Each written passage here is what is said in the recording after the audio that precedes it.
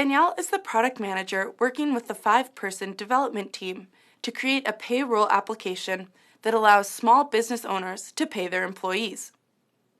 After delivering a prototype, the client sends out a nasty email to the development team, saying that they found a bug in the application that calculates the wages incorrectly. The client is very upset. This bug would cost the business owners a great deal of money, and employees would end up getting more money than they have earned. Timmy and Maria were the programmers who co-wrote the unit tests for this feature. Stephen and Maria were the programmers who pair-programmed the source code. Danielle, the product manager, conducted the acceptance tests for the product before the release. Who is to blame for this error? Choose all that apply. A. Danielle, B. Timmy, C. Maria, D. Stephen, and or E. the other 2 developers on the team. A practice of extreme programming is collective ownership. This means that all members of the team are responsible for errors that occur. Therefore, everyone is at fault.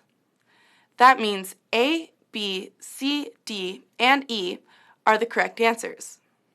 Had the client been very satisfied with the product, the entire team would get credit for the success. I said earlier that extreme programming is traditionally described by 12 basic practices. However, depending on what resource you are looking at, they could be expressed differently. Don Wells is the author of the first version of extreme programming rules. Instead of the 12 practices, he lays out 29 extreme programming rules. Many of these rules overlap with the 12 we just went over, or they combine many practices from Scrum. There are, however, a few management practices that do not fit into either of those categories that are interesting to note. The first practice is give a team a dedicated open workspace. Think about the workspaces that you have previously worked in. Do you think they enhanced your productivity and teamwork? XP suggests that the workspace have multiple computers that belong to no one. They should be located in the middle of the room and not along the walls. This encourages the development team to work together. There should also be a meeting table with whiteboards where your teams can collaborate and brainstorm. The next practice is move people around. This encourages communication and flexible work relationships. This means that everyone knows how to develop and operate all parts of the product. Think about how detrimental it will be to your project if there was only one person who knows how a feature works. What happens when they leave?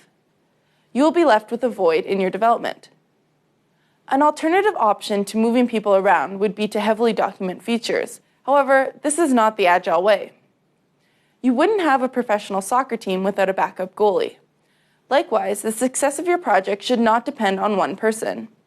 In sports or development, the most useful team members are the ones who are good at multiple skills. The final management practice is about changing XP itself. That is, fix XP when it breaks. You may have noticed that it says when it breaks and not if it breaks. That's because it is going to break. It's not going to run smoothly throughout the entire life cycle of your product. Not all of the practices of XP will work well with your team. When something doesn't work, change it. You're going to want to have your team follow the rules until they break. Frequent project retrospective meetings are a great way to determine what's working and what's not. You have been hired by a company that say they have tried to implement the extreme programming methodology exactly. You walk into the workplace and see a maze of cubicles. As you walk around the workspace and peek into cubicles, you see pairs of programmers working together. You pop into a cubicle and ask the developers where they can find the client. One developer hands you a business card that has the client's phone number on it. He says you can leave a message there and the client will get back to you.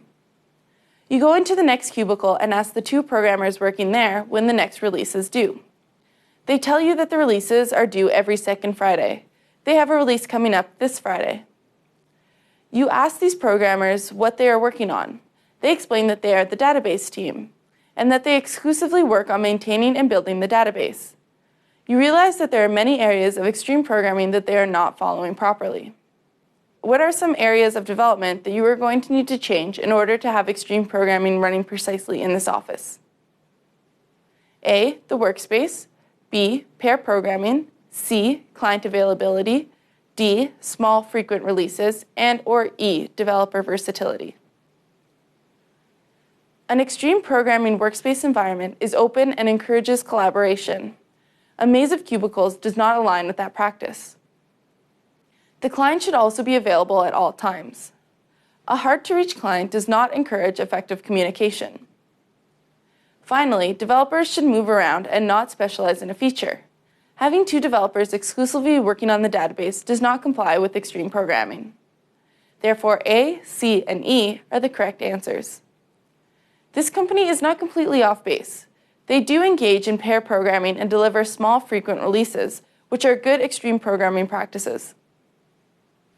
Now that you are well versed in the rules of XP, let's talk about some of the downfalls of XP. One downfall of XP is the need for the all or nothing approach. If you are adopting XP for your development team, you are encouraged to adopt all the rules of XP to get the full benefits. Yes, I did mention that you can change aspects of XP that are not working, but at what point is it still considered extreme programming?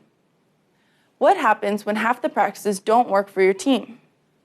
The individual practices do not have as much value as the overall methodology, but sometimes implementing all of the practices is just not practical or possible.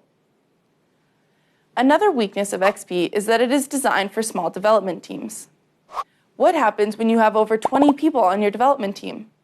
You are going to run into many issues with collective ownership and integration. There is also a lack of upfront planning with XP. Compared to other methodologies, XP does not encourage real upfront software architecture planning, and this can lead to a lot of reworking in the future. And what about pair programming? Sure, it has a lot of benefits, but it has not been as widely adopted as other practices. I can guarantee it will not work with all teams. Personality conflicts will play a huge factor. And finally, it's difficult to arrange an on-site client.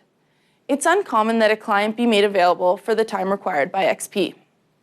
It's often unrealistic to expect the client to be there every time an issue or question arises. In an ideal world, yeah, it would be awesome for a client to always be there.